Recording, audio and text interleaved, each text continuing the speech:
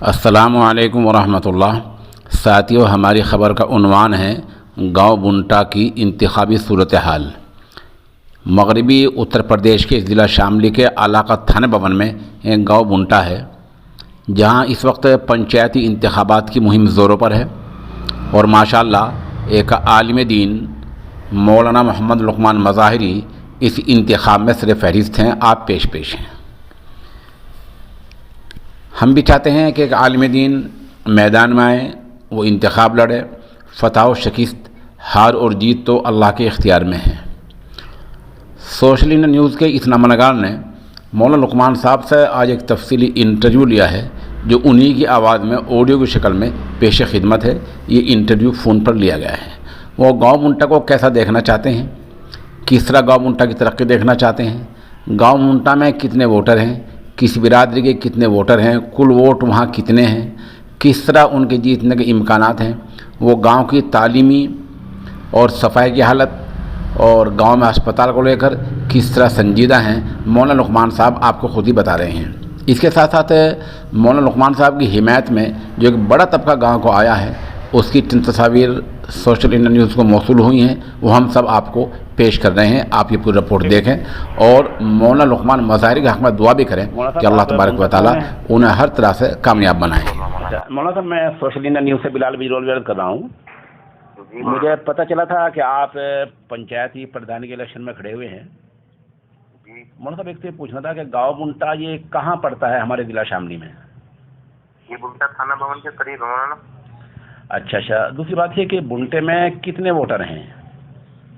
4114۔ اچھا، 4114 ووٹر ہیں۔ تیسری بات یہ کہ ان میں برادری وائز کیا حساب ہے؟ اس میں زیادہ تر برادری تو مسلم راجپوت کی ہے۔ جی۔ باقی اس کے علاوہ کچھ فقیر ہیں، کچھ انصاری ہیں، اور کچھ سچے ہیں تھوڑے سے، اور تھوڑے سے جاٹ وہ چماروی ہیں۔ اچھا، تو اس میں عباسی، علوی یہ لوگ ہیں کافی۔ جی۔ اچھا، دوسرا صاحب ایک سوال اس میں یہ ہے کہ اگر آپ کو اللہ تعالیٰ موقع دیتا ہے، آپ الیکشن میں کھڑے ہیں، کیا ترجیح ہوگی؟ آپ گاؤں میں کیسا گاؤں کو دیکھنا چاہیں گے اپنے؟ ہم انشاءاللہ اسی کام کے لیے کھڑے ہوئے ہیں، خاص طور پر جی۔ گاؤں کی ترقی اور خوشحالی ہمارا مین مقصد ہوگا۔ جی۔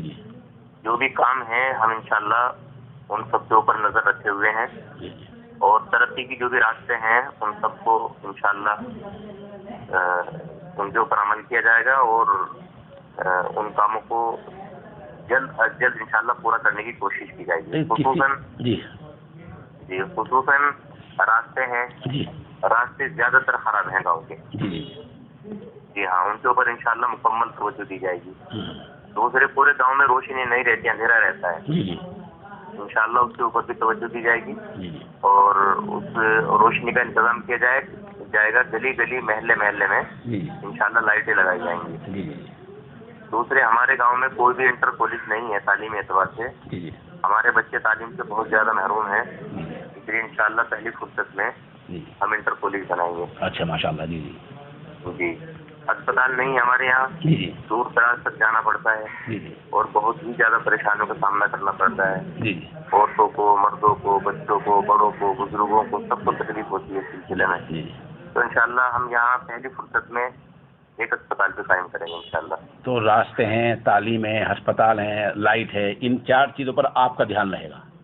جی انشاءاللہ۔ اچھا، مطلب آپ کو کیا لگ رہا ہے، آپ کو امید ہے کہ آپ جیت جائیں گے؟ انشاءاللہ اللہ کی ذات سے 100% امید ہے کہ ہم جیتیں گے انشاءاللہ۔ آپ ایک عالم دین ہیں، آپ جیت جاتے ہیں تو آپ کیسا نمونہ پیش کریں گے لوگوں کے سامنے؟